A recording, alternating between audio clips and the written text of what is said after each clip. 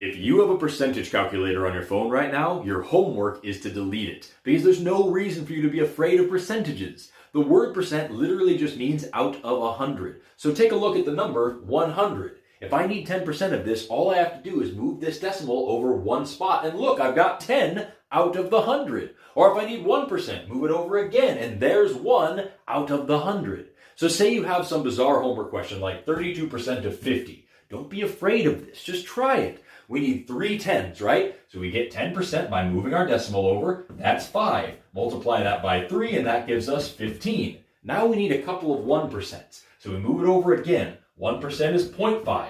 Multiply that by 2 to give us 1. Add those together, and you've got your number, 16. And if you pay really close attention, you'll see a secret here. Percents are reversible. 32% of 50 is the same thing as 50% of 32, and one of those is a lot easier to do in your head. You know what my favorite bird is? Vultures. People give vultures a bad rap all the time. Oh, they're so stinky and they eat rotten meat. But you know what? Ecosystems would collapse without vultures. Do you know they eat more meat than all the other scavengers and all the other predators in their ecosystems combined? The bearded vulture, that thing's entire diet is made up of the bones of other animals. The bones! Imagine the mountains of stinking carcasses that would be all around you right now if vultures weren't there to clean it up. And they're able to clean it up because they have insanely cool stomach acid. Botulism, anthrax, all the things that would kill any other animal that tried to live this way, not a problem for a vulture's stomach. And they're so useful that they've actually evolved independently twice. Old and New World vultures, not even closely related. But on this side of the planet, we got the California condor. That's a vulture. And we have the Andean condor with an 11.5-foot wingspan. So next time you go outside and you don't step in a dead cow, thank those magnificent monsters. I gotta tell you guys about this crazy chemical I just found out about. It's called dihydrogen monoxide. It is incredibly powerful. It can dissolve just about anything, even like rocks. It's completely unregulated on how much you can spray all around everywhere. It's used in pesticides and herbicides, and now they're finding it in like baby food. It's in almost every major waterway in the entire country. It is the leading cause of drowning worldwide, and it's super addictive. If you get it in your body, you will die if you stop drinking it. Again, it's called dihydrogen monoxide. See what I just did there?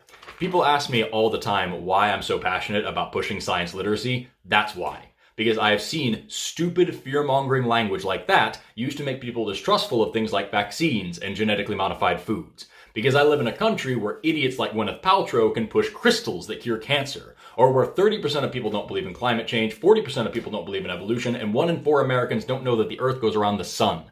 Save a life. Study science.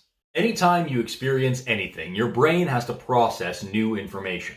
Whether you're seeing something or hearing something or feeling something, all that info goes to a central processing hub called your thalamus, a big chunk of the center of your brain that packages and standardizes and ships off that information to all the different lobes wherever it needs to go.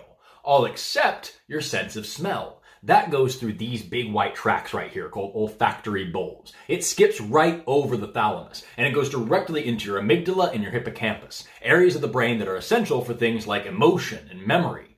This is why smells are so powerful, why they can trigger such deep-seated emotions in us, why they can bring back early childhood memories that we never would have understood otherwise. It's also why when you see somebody passed out on the ground, you shouldn't go slap them or scream in their ear because those parts of the brain could be asleep. All you need to do is grab some ammonia salts and they'll wake right up. If you want to learn more about emotional learning or memory, just follow your nose.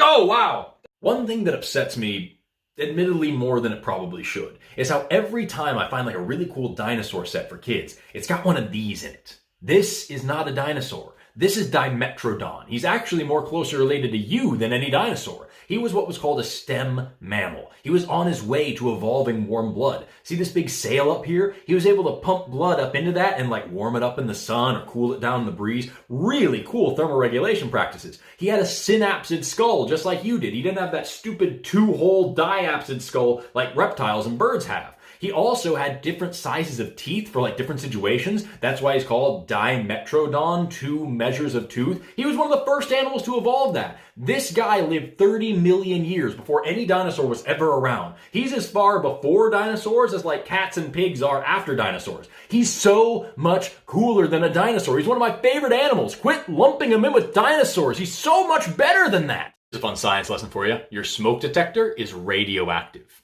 Inside, this is a container of what's called americium. a radioactive element that's constantly going through a process called alpha decay, where 2 protons and 2 neutrons break off in a little packet we call an alpha particle, changing americium into neptunium, which is just 1 proton away from uranium or plutonium.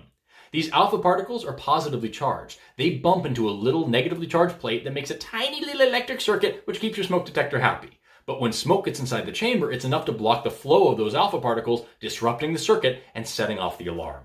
I love this science lesson because it freaks everybody out. Radiation is just one of those big scary buzzwords that gets out there and everyone loses their minds. But the truth of the matter is there's a lot of different kinds of radiation, very few of which are actually harmful to humans. So your homework is to send this video to your conspiracy theory uncle on Facebook and then send me a picture of their face when they find out that government-controlled radiation is keeping them safe at night. A lot of people have been asking me recently why Pluto isn't a planet anymore. There are actually qualifications for what can and can't be a planet. In order to be a planet, you have to be big enough to be crushed into a sphere. Pluto's got that going on. Has to be able to orbit the sun, which of course Pluto's doing that. But also you have to be big enough to clear out all the other debris in your orbit around the sun. And that's the big hang-up. Pluto is one of the bigger things in the Kuiper Belt, but it is still in the Kuiper Belt, a mass of dust and ice and comets and rocks. If Pluto was a planet, it would be able to slurp all that up and coagulate into one actual massive rock. Even Pluto's biggest moon, Charon, is almost half the size of Pluto itself.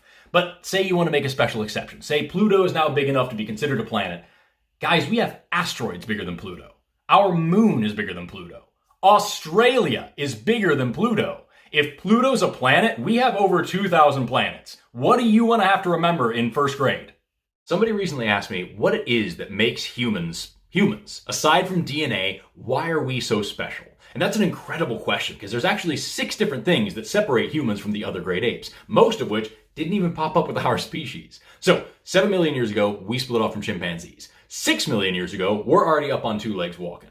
5.5 million years ago, we've lost those great big long canines that the other apes have, so we have what's called non-honing chewing. We're able to grind our teeth around as much as we want. That really helps because 2.5 million years ago, we've already developed speaking. And we know that's happening because they have like hyoid bones, not connected to any other bones. They're connected to your larynx and your tongue. Really helps with that whole speaking situation. Around the same time, they developed tools, or what we call a material culture. They're making things out of things. And by 1 million years ago, they're using those tools for hunting. The real difference comes 200,000 years ago, our species pops up, and 11,000 years ago, we begin agriculture. By domesticating plants and animals, we take control of their evolution and our own. Not too long ago, Kate Bacon made a couple of videos about her favorite mnemonic devices for memorizing human anatomy, and I love stuff like that. So today, I want to share with you 3 of my favorite mnemonic devices that help me get through so many biology classes. First off is how I remember taxonomy. That's life, domain, kingdom, phylum, class, order, family, genus, species. I always start with life on top because what if I'm classifying something like a virus that isn't technically alive, right? So I remember that with large, dangerous kangaroos punching children on family game shows. I don't know.